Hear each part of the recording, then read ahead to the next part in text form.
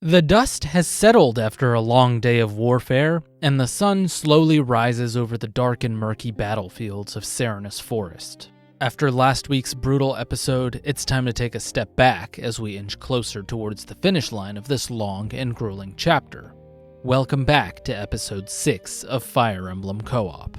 In the last stream, I decided to blow this competition wide open with a series of calculated moves that put me in the forefront of this race by quite a large margin. I promoted not only Kirin, but also Braum. I killed off Devdan and Marcia, and I swept up a bunch of important items and objectives.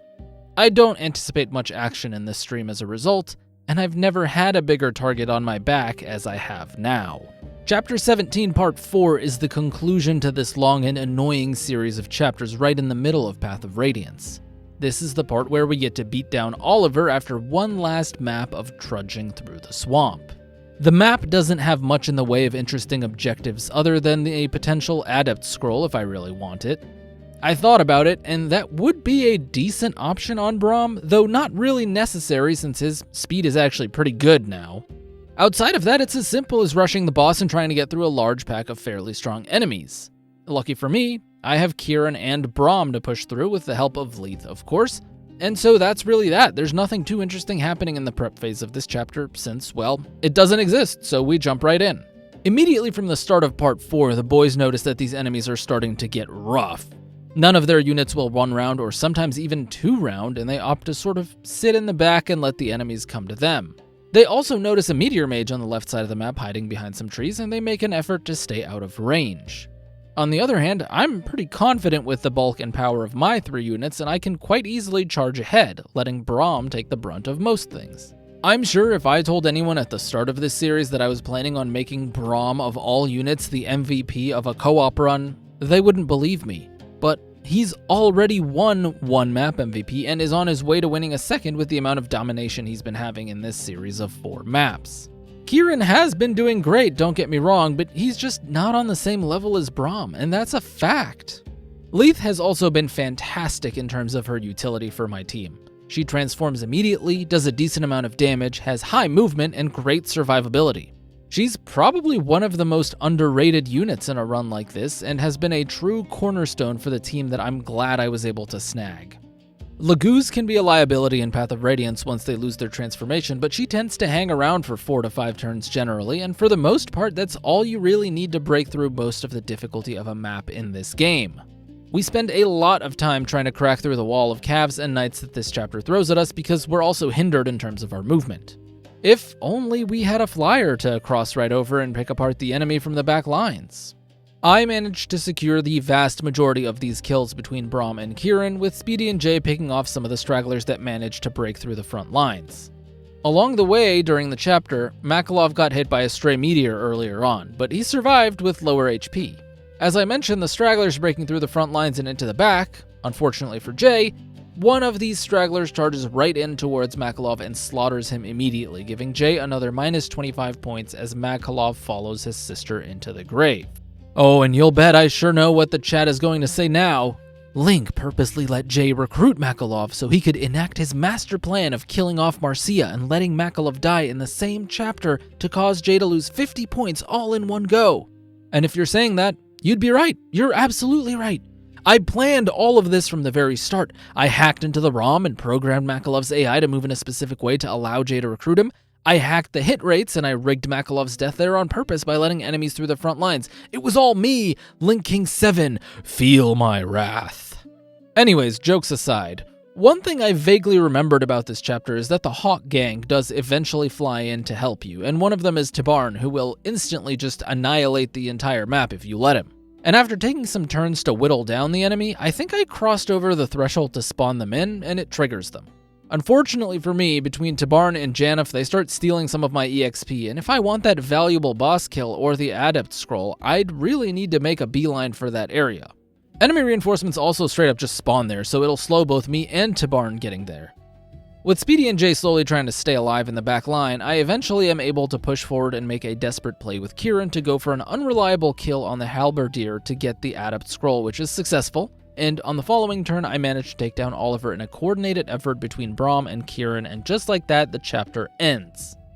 Braum does actually end up getting the MVP, which also secures me the objective points here, and we move on to the next chapter. Chapter 18 is a huge chapter. This is where I get 2 out of the 3 remaining units that I can recruit in this entire run, Rayson and Janeth. Speedy gets Volke here, who kind of sucks, and Jae gets one of the best units in the entire game in Tanith. He lost Marcia, but with Tanith, he is immediately back with a far stronger unit, and one whose utility is honestly really annoying with the flyer that she summons. I don't think I have to talk about how good Rayson is. He's a dancer, and when transformed, he has the FE4 dancing where he refreshes everyone around him.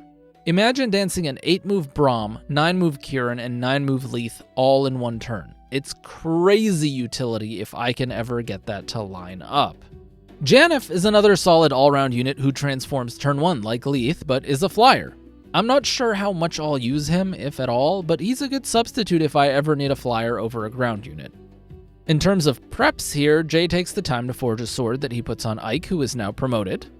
Honestly, AIK has really fallen off in the last couple of streams. Ever since his dominant performance in Chapter 14, he hasn't really been the same. 15 hindered his movement, I held him back in 16 on purpose, and between the swamp and him having Leanne rescued, he really couldn't do much in 17, which isn't a loss considering he was already maxed. But now that he's promoted, he has 22 speed, 21 defense, and respectable stats all around. If we want to stand a chance at actually beating this game, AIK is going to need to start leveling up and stealing the MVP spotlight again. However, unlike the early game, our mounted units now start to outpace him as we rush down map objectives, and I have an 8-move Braum. This map also has Shannon on it, who we have 0 hopes of recruiting since Rolf is dead. There's a Wrath Scroll somewhere on it, which would also be very nice in combination with Vantage on Kieran. I'm not going to sweat getting it too much if I can't, but that's pretty much everything there is here, so we're going to start the map and get moving. Immediately, we see Tanith get into action with summoning her reinforcements. These reinforcements are going to be very annoying. While they can be exceedingly useful and are honestly top tier in assisting taking care of things during a solo run, in co-op they're just going to get in the way of trying to kill certain units, they steal EXP, and they just block tiles that we want to stand on. They also have really high movement, fly, and can be directed on what to do, so whoever has them basically just has 6 extra units on the map that can progress pretty quickly and deep into maps, and that's going to be Jae. Because they end up having such a dominant or large presence on maps, we put this in the rules that none of the kills they get or objectives they achieve will count towards points overall. They're definitely going to be a thorn in my side trying to position my units to get enemy phase kills. Speedy also immediately dashes ahead with his group of Ilyana, Morim, and Oscar. As a collective, they're really not too bad, but none of these units stand out on their own entirely. He's been having a pretty blessed Ilyana so far, as opposed to his completely cursed Oscar, and she's far ahead in average in terms of her speed growth, and he's gunning to try and promote her. I've never had good luck with Ilyana, but it's always nice to see lesser units used and shine in runs like these.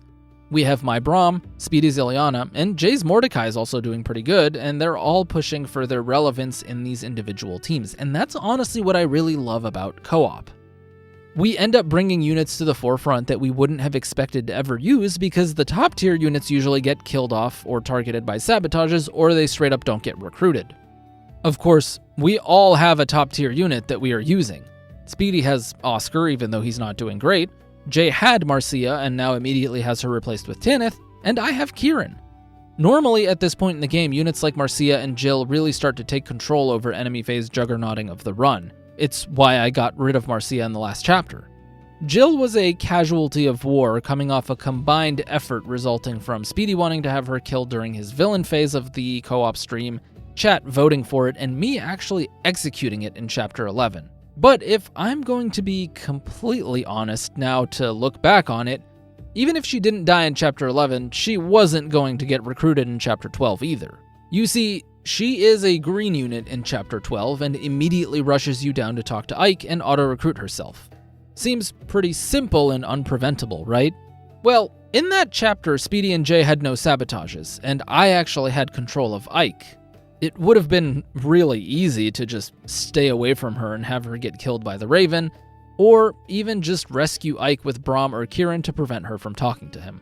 That way I wouldn't have had to have blood on my hands directly, and since I like to get the blame for that a lot, and I could just straight up prevent a valuable recruitment. So either way, she wasn't really going to be a part of this run. Anyways, with that aside, we continue on through this rather slow map. A lot of the enemies don't really move, and the map isn't even that dense with enemies, and yet has a couple of siege tomes on it to make sure you progress slowly. I dash ahead with Braum and Kieran, who are supported with Rayson from behind to help them move faster. I've had the Dancer in all 3 co-op runs so far, and honestly, while it was absolutely necessary in executing the master plan that was FE7, outside of that it hasn't been too useful, and I'm not sure what Rayson's worth will be. He flies, which makes him exceedingly vulnerable to sabotages into archers, and he's generally very frail, which just makes him a prime sabotage target overall, so I'll have to be pretty careful with him and keep him in the back lines. Speedy also brought Volke to this map because there were chests that he wanted to try and get. I did not bring Soth, but I had a pair of chest keys left over that I put on Kieran to also compete for chests, especially since Wrath is there in the middle of the room.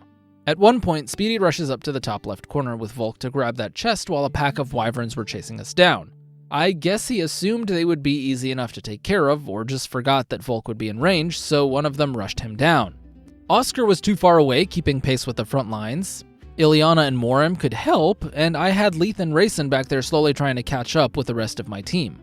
I wholeheartedly assumed they were just going to take their chances with sabotaging Rayson to death here, and I'm kind of surprised that they didn't, but as a result of that, a wyvern attacked Volke, chunking him down for 17 damage. For some reason, my brain didn't register that a single vulnerary would be enough to keep him safe on the next turn, and I guess none of the others did, and just thought he was going to be a sitting duck. Speedy also, for some reason, didn't just rescue him with Morim. Instead, he unequipped the demiband in the hopes that the wyverns would attack him instead, since he can't counterattack. But Volke is in lethal kill range while also dealing 0 damage to the wyverns, so I'm pretty sure the priority would be him either way. I'm not really sure what happened here, considering there were so many different ways to prevent the death, but I guess we were all kind of tired and just didn't register it, despite the chat calling it out too multiple times. In any case, on the next turn, the wyvern does in fact go after Volke, and he dies, handing Speedy only his second -25 of the run. And fun fact, this is actually Speedy's second time losing his thief on a snow map. After that, this map just kind of devolves into a sprint towards the finish line between Tanith, Kieran, Braum, and Oscar, all kind of taking turns attempting to take down units. The summoned Pegasi kill Shannon, which means no one gets that brave bow that he normally drops. I pick up the Shade and Wrath scrolls, Oscar does a bunch of nothing, and Braum levels up speed twice, which means he is now over the average final speed he'd normally have as a general, and he has the same speed as Oscar. That is crazy! This Braum is a project from the heart, and I hope you guys appreciate this. He's really starting to show his power this run, and I'm proud of him. I could almost shed a tear if I wasn't evil and didn't have any. Anyways, to wrap up the map, Speedy hangs out at the back and takes years to kill the reinforcements that spawn from behind while we all just give up and let him do so. Honestly, if I really wanted to, I could have rushed back there with Kieran and Braum and danced them with Rayson and caught up and sabotaged those kills, but I guess I just didn't really care enough. As a result of that, he managed to get just enough EXP on Ileana to promote her to a Sage and get a bunch of points. And with that, the stream closes out, as we only do 2 chapters this stream. The final count at the end of this stream in terms of points is 177 points for me, 109 points for Speedy, and 76 points for Jay. It was a pretty slow episode and Jay had to leave early, but we'll be back next week for more action in episode 7. This episode had a couple of unexpected deaths to keep things entertaining, but if this series has been anything to go off of, when there are sabotages, things will heat up again soon. But that'll be a story for another week. I'll see you all in another video very soon. Peace.